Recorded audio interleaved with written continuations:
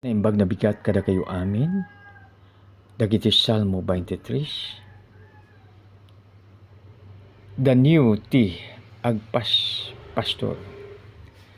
Apo sika ti pastor ko, ada aminin a masapul ko.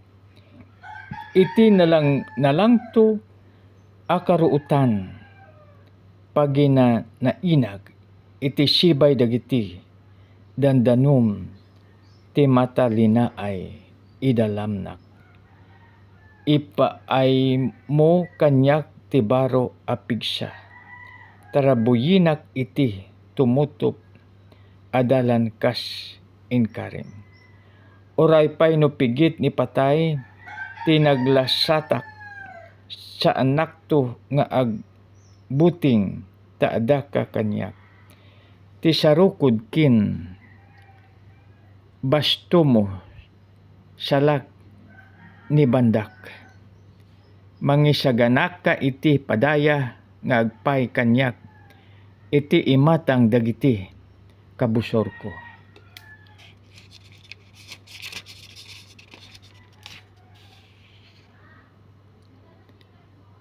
Pinaaruyot tam daytoy ulok iti lana.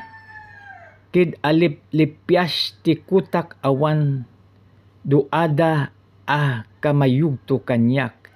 Ti kanaimbag kinti kinamangangayat mo bayat ti panagbiag ko.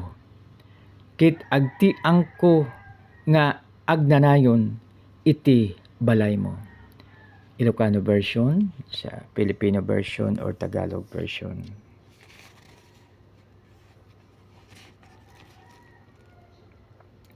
Si Yahweh ang aking pastor, awit ni David. Si Yahweh ang aking pastor, hindi ako magkukulang.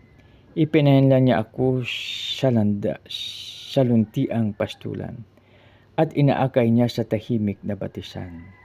Pinapanumbalik ang aking kalakasan at pinapatnubayan niya sa tamang daan upang aking parangalan ang kanyang pangalan. Dumaan man ako sa madilim na libis ng kamatayan, wala akong katatakutan pagkat ikay aking kaagapay. Ang tungkod mo at pamalo, aking gabay at sanggalang. Ipinaganda mo ako ng salusalo na nakikita pa nitong mga kalaban ko. Sa aking ulo langis ay ibinuhos, sa aking saro pagpapalay lubos-lubos. Kabuto ay pag-ibig mo sa akin di magkukulang. Siyang makakasama ko habang ako'y nabubuhay. At magpakanlanman kanlanmay sa bahay ni Yahweh mananahan. Puri nawa ang Diyos sa pagbasa ng kanyang salita. Isang maganda, mapagpala, mapagbiyaya at makadiyos po na baga sa bawat isa. Merry Christmas sa lahat. God bless us all.